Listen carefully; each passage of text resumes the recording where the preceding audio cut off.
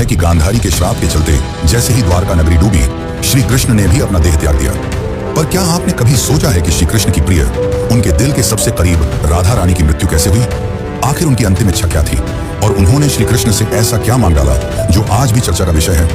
ये एक ऐसी प्रेम कहानी है जो समय से भी परे है।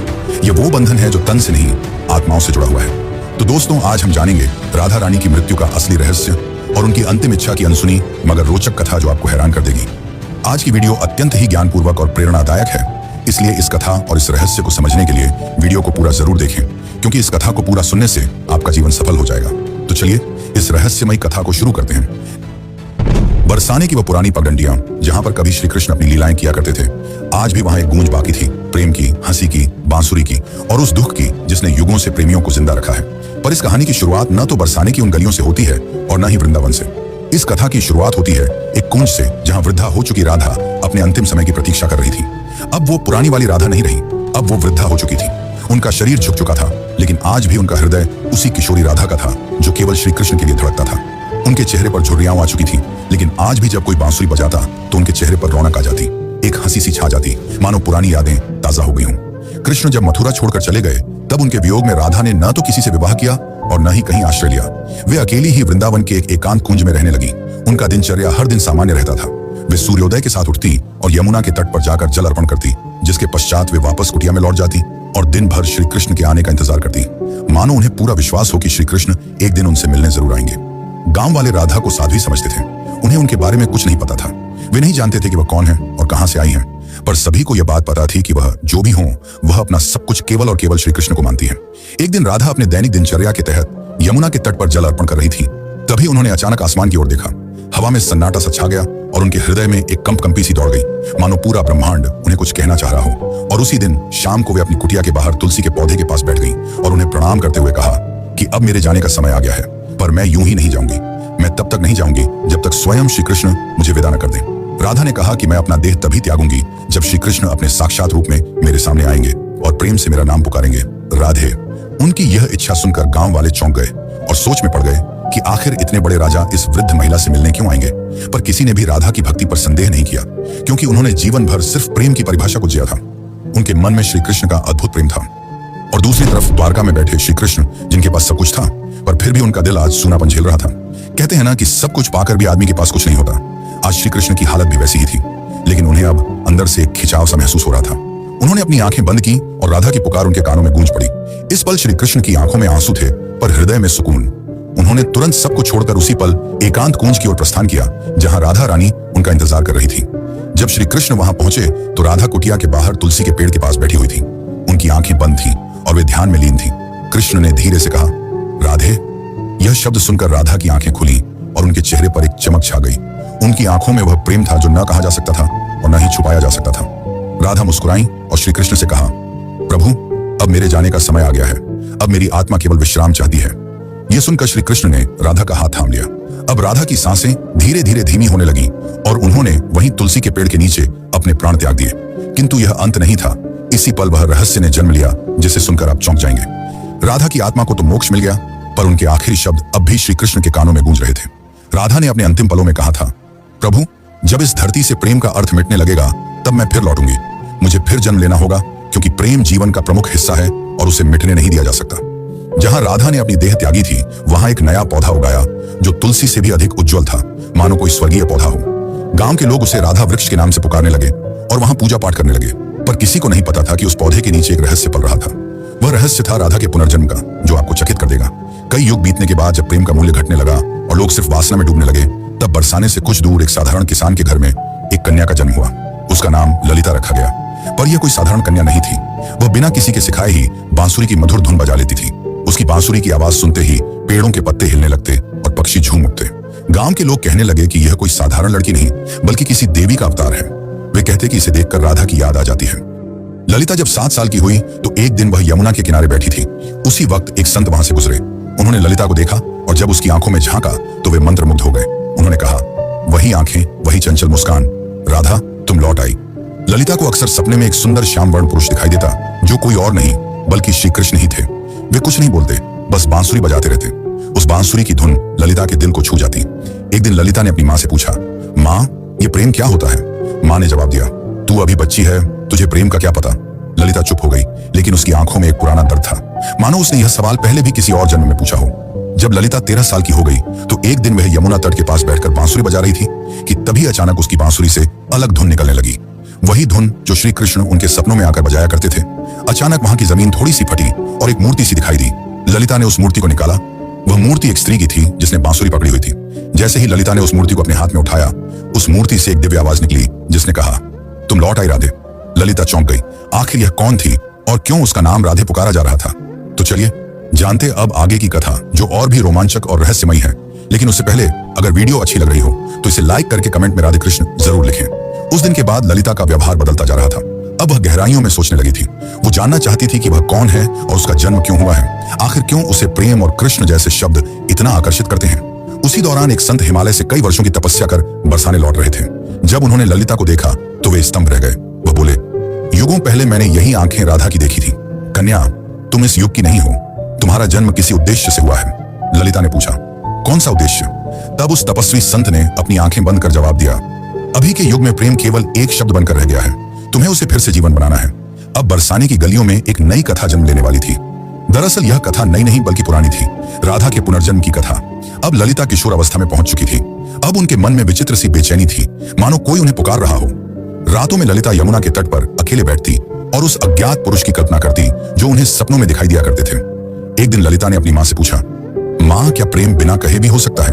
तब उनकी माँ ने जवाब दिया, बेटी, सच्चा प्रेम तो वही होता है जो कुछ कहे बिना ही हो जाए।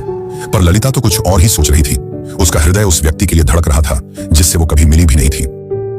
एक दिन उस स्वामी ने ललिता को अपने आश्रम में बुलाया और कहा, राधे, अब समय आ गया है।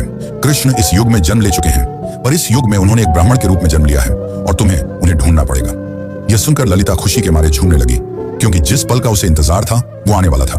पर एक समस्या थी, ललिता श्री कृष्ण को पहचानेंगी कैसे?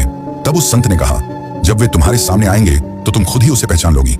पर ध्यान रखना, इस बार परीक्षा और भी ज्यादा कठिन होगी, क्योंकि अब युग बदल चुका है। अब तुम्हारा प्रेम व्यक्तिगत नहीं रहा, बल्कि अब तुम्हें लोगों और समाज का सामना करते हुए पूरे संसार को प्रेम का अर्थ समझाना होगा। अब श्री कृष्ण पुनर्जन्म ले चुके थे और एक नव युवक साधु के रूप में थे, जिनका नाम अनंतानंद था, जो लोगों को उपदेश दिया करते थे। पर कोई नहीं जानता था कि असल में अनंतानंद है कौन। वे जब प्रवचन देते तो प्रेम की ऐसी वाणी बोलते कि लोग रो पड़ते थे। वे कहते थे, प्रेम केवल शरीर का नहीं बल्कि आत्मा का संबंध है। प्रेम का अर्थ ही है त्याग और समर्पण। पर अंदर से वे भी अधूरा सा महसूस करते थे। वे भी हर रात यमुना के तट पर जाकर बैठ जाते और उस अज्ञात स्त्री के स्वप्न में खो जाते। अब एक दिन संत के आदेशानुसार ललिता अपने माता पिता को प्रणाम कर अकेले ही अपने उस अज्ञात प्रेम की तलाश में निकल पड़ी। उनके हाथ में केवल एक छोटी सी बांसुरी थी और मन में दृढ़ निश्चय। वे गांव गांव घूमती, कभी कथा सुनती तो कभी कई साधुओं से मिलती, इस उम्मीद में कि उसे उसका प्रेम मिल जाए। पर किसी साधु में वह तेज नहीं था जिसकी तलाश ललिता को थी। एक दिन उसे एक वृद्ध महिला मिली जिसने उससे पूछा, बेटी, तुम इधर उधर क्यों भटक रही हो? तब ललिता ने कहा, मुझे किसी की तलाश है। उस वृद्ध महिला ने ललिता में राधा सा तेज देखा और उसे सुझाव दिया, बेटी, तुम अपनी यह बांसुरी बजाओ। जो तुम्हारे लिए बना होगा वह स्वयं ही धुन सुनकर तुम्हारे पास खींचा चला आएगा। जिसके पश्चात ललिता ने ऊंची पहाड़ी पर चढ़कर अपनी बांसुरी बजाई और ठीक उसी पल उसे कई मील दूर अनंतानंद की आंखें भर आईं। ललिता अब तक 8 गांव पार कर चुकी थी। हर गांव में वह अपनी बांसुरी बजाती, मगर अब तक उसे वह नहीं मिल पाया था जिसकी उसे तलाश थी। ललिता को अनंतानंद के आसपास होने का एहसास होता, मगर वह उसे ढूंढ नहीं पा रही थी। अब वह थक चुकी थी, जिसके बाद उसने प्रण लिया कि यदि अगली पूर्णिमा की रात तक उसे वह नहीं मिला तो वह यमुना में कूदकर अपनी जान दे देगी। उस दिन आखिरी बार ललिता ने बांसुरी बजाई। उसकी धुन वैसी ही थी जो किसी को अंदर तक भिगो दे। उसी पल हिमालय में बैठे अनंतानंद को वह ध्वनि सुनाई दी। उसे वह ध्वनि काफी प्रभावी लगी, मानो उसने कई वर्षों बाद वही ध्वनि सुनी हो जो उसे पुकार रही हो। अनंतानंद ने तुरंत ही हिमालय छोड़ दिया। ठीक उसी रात ललिता को फिर से स्वप्न आया, पर इस बार स्वप्न काफी अलग था। इस बार श्री कृष्ण और राधा यमुना के तट पर बैठे थे और राधा श्री कृष्ण से पूछ रही थी, प्रभु, क्या इस बार भी मेरी प्रेम कहानी अधूरी रह जाएगी? कृष्ण ने कहा, नहीं राधे, इस बार संसार को तुम्हारे प्रेम की पूर्णता दिखाई देगी। इतना कहते ही ललिता का स्वप्न टूट गया। ललिता के मन में एक नई उम्मीद जाग उठी थी। अब वह उस जगह पहुंची जहां अनंतानंद पहुंचने वाले थे, वृंदाधाम। ये कोई आम स्थान नहीं थी। कहते हैं कि इसी स्थान पर राधा ने कृष्ण को आखिरी बार देखा था और एक शिला को छूकर प्रण लिया था कि जब तक उसकी प्रेम कहानी पूर्ण नहीं हो जाती वह लौटती रहेगी। उस समय वृंदाधाम में एक कथा हो रही थी और उस कथा के वाचक कोई और नहीं बल्कि स्वयं अनंतानंद थे। ललिता बहुत दूर खड़ी थी और उनके चेहरे को भी नहीं पहचानती थी, परंतु उनकी वाणी में कुछ ऐसा था जिसने उसके हृदय को प्रभावित कर दिया। उस दिन अनंतानंद प्रेम की परिभाषा समझा रहे थे। प्रेम वह नहीं जो आपके पास होता है और आपके साथ जीता है। प्रेम तो वह है जो दूर होकर भी पास होता है। वे यह सब बता ही रहे थे कि उनकी आंखें ललिता से टकराईं। दोनों एक पल के लिए स्तंभ रह गए, मानो पूरी दुनिया ही रुक गई हो। अनंतानंद ने तुरंत ही प्रवचन छोड़ दिया और ललिता के पास दौड़े चले आए। तब ललिता ने अनंतानंद से धीरे से पूछा, क्या आज भी आपको मेरी आवाज सुनाई देती है? अनंतानंद ने उसकी आंखों में देखा और प्रेम से कहा, राधे तुम आ गई। पल काफी मनमोहक था, पूरा संसार थमा हुआ था, लेकिन यह अंत नहीं था। असली कहानी तो अब शुरू होने वाली थी। अचानक मौसम खराब होने लगा और बादल काले पड़ गए, और तभी वहां एक साधु कुरंगनाथ प्रकट हुए, जो नहीं चाहते थे कि राधा और कृष्ण फिर से मिले, क्योंकि उसे ऐसा लगता था कि अगर राधा और कृष्ण फिर से मिल गए तो प्रेम को धर्म से ऊपर का स्थान मिल जाएगा, जो कि समाज की जड़ता को तोड़ डालेगा। कुरंगनाथ ने कहा, तुम्हारा प्रेम आज के युग के नियमों के विरुद्ध है। आज का समाज न तो इस प्रेम को समझेगा और न ही सहन कर पाएगा। तब अनंतानंद ने कहा, प्रेम समाज का मिलन नहीं बल्कि दो आत्माओं का मिलन है। तब कुरंगनाथ ने कहा, तो फिर अब तैयार हो जाओ अंतिम परीक्षा के लिए। कुरंगनाथ ने कहा कि यदि तुम्हारा प्रेम सच्चा है तो अगली पूर्णिमा की रात तक ललिता अपनी आंखों पर पट्टी बांध लेगी और वह बिना देखे और बिना सुने तुम्हें ढूंढ निकालेगी। यदि वह इसमें असफल हो जाती है तो दोनों को फिर से युगों युगों के लिए बिछड़ना होगा। अनंतानंद यह सुनकर मौन रह गए, पर ललिता ने बड़े ही प्रेम पूर्वक और शक्ति से कहा, मुझे आपकी यह शर्त मंजूर है। पूर्णिमा की रात पास आ रही थी। यह परीक्षा ललिता के लिए केवल एक शर्त नहीं थी, बल्कि उसके प्रेम और संयम की लड़ाई थी। वह खुद भी यह जानना चाहती थी कि क्या बिना देखे सिर्फ मन और आत्मा से प्रेम किया जा सकता है या नहीं। अब उसने अपने नेत्रों पर पट्टी बांध ली और कसम खाई कि वह अब किसी को नहीं देखेगी जब तक उसकी आत्मा उसे स्वयं श्री कृष्ण को न दिखा दे। लोगों ने जब उसे ऐसा करते देखा तो वे उसका मजाक उड़ाने लगे कि आजकल की कन्याओं को तो सिर्फ नाटक करना आता है। लेकिन कुछ ऐसे भी थे जिन्होंने उसके इस प्रयास की तारीफ की और उसे हिम्मत दी और बोले, हे राधे, तुम इस युग में जरूर प्रेम को जीत दिलाओगी। उधर दूसरी ओर अनंतानंद एक सुनसान गुफा में ध्यान मग्न बैठे थे। वे केवल एक ही शब्द दोहरा रहे थे, राधे। वे न कुछ खा रहे थे न पी रहे थे। उनके शिष्य इस दृश्य को देखकर घबरा गए और बोले, गुरुदेव, यदि ऐसे ही चलता रहा तो आप जीवित नहीं बचेंगे। तब अनंतानंद ने मुस्कुराते हुए उत्तर दिया, मेरे प्राण तो केवल राधे में बसते हैं। इतना कहकर उन्होंने अपने शिष्यों को आदेश दिया कि यदि ललिता उनके बारे में पूछे तो उसे न उनका चेहरा बताया जाए, न ही उस स्थान का पता दिया जाए जहां वे ध्यान कर रहे हैं। वे भी जानना चाहते थे कि क्या इस युग में भी राधा केवल अपनी आत्मा की पुकार से उन्हें ढूंढ पाएगी। इधर ललिता अपनी आंखों पर पट्टी बांधे गांव-गांव भटक रही थी। वह अनेक साधुओं से मिलती और पूछती, क्या आप अनंतानंद हैं? पर उसे कुछ हासिल नहीं हो रहा था। कुछ साधुओं ने तो यहां तक झूठ बोलने की कोशिश की कि मैं ही अनंतानंद हूं, पर ललिता का हृदय उन्हें पहचान जाता। उनकी आवाज में वह माधुर्य नहीं था, न ही वह तेज था जो केवल आत्मा से पहचाना जा सकता था। एक बार एक साधु उनके पास आया जिसमें गजब का तेज था और जिसकी वाणी अत्यंत मधुर थी। उसने ललिता से कहा, मैं ही अनंतानंद हूं। यह सुनकर ललिता एक पल के लिए डगमगा गई, पर तुरंत ही उसे एहसास हो गया और उसने उस साधु से कहा, आप में तेज तो काफी है, पर आप वह आत्मा नहीं है जिसकी मुझे तलाश है। उसी क्षण उस साधु ने अपना भेष बदल लिया। दरअसल वह कुरंगनाथ ही था जिसने भ्रम फैलाने के लिए ऐसा किया था। अब कुरंगनाथ ने क्रोध में कहा, तू अब तक नहीं टूटी? आखिर किस प्रेम की बात करती है तू? इतना सुनकर ललिता ने कहा, मेरा प्रेम इस युग के बंधनों से मुक्त है, जिसे शब्दों में समझाना असंभव है। इतना सुनकर कुरंगनाथ वहां से चला गया। अब ललिता उस गुफा के पास पहुंच चुकी थी जहां अनंतानंद ध्यान मग्न थे। ललिता धीरे धीरे गुफा के अंदर गई और अंत में उसे वहां किसी के होने का आभास हुआ, जिससे दिव्य तेज निकल रहा था। ललिता ने उन्हें पहचान लिया और उनके पास जाकर अपनी बांसुरी उनके पैरों में रख दी और कहा, मैं आपको देख नहीं सकती, पर मेरा हृदय काफी जोर से धड़क रहा है। क्या आप वही हैं जिनकी मुझे तलाश है? अनंतानंद ने बांसुरी उठाई और उसे बजाया, वही धुन जो ललिता को यमुना तट और अपने सपनों में सुनाई देती थी। फिर अनंतानंद ने उसकी पट्टी खोली और कहा, राधे, इस बार भी तुमने मुझे तन से नहीं, केवल अपने मन और आत्मा से पहचान लिया। वे दोनों रो पड़े। उनकी आंखों में कई सालों की थकान थी जो अब मिट रही थी। तभी वहां एक साधु आए और उन्होंने कहा, राधा और कृष्ण, तुम्हारा प्रेम संपूर्ण तभी माना जाएगा जब यह समाज इसे स्वीकार करेगा। जब इस समाज के सामने तुम्हारा प्रेम सत्य और पवित्र सिद्ध हो जाएगा, तभी तुम्हारा मिलन सफल होगा। राधा ने कहा, प्रेम तो किसी समाज के बंधन से मुक्त होता है, उसे किसी के प्रमाण की जरूरत नहीं। लेकिन तभी अनंतानंद ने उसे समझाते हुए कहा, राधे, अब युग बदल गया है। अब यह समाज प्रेम की परिभाषा भूल चुका है। इतना कहकर अनंतानंद ने उस साधु से पूछा, आप ही बताइए कि हमें क्या करना होगा? उस साधु ने कहा, तुम्हें इस राज्य की राजसभा में सभी के सामने अपने प्रेम को स्वीकारना होगा। तुम्हें वहां राजा, पंडित और प्रजा सभी को यह बतलाना होगा कि एक ब्रह्मचर्य साधु और एक साध्वी भी प्रेम के बंधन में बंध कर धर्म के मार्ग पर चल सकते हैं। अगले दिन वे दोनों राजसभा में उपस्थित हुए। राजा ने कहा, हम यह क्या सुन रहे हैं कि एक साधु ने ब्रह्मचर्य को तोड़ा है?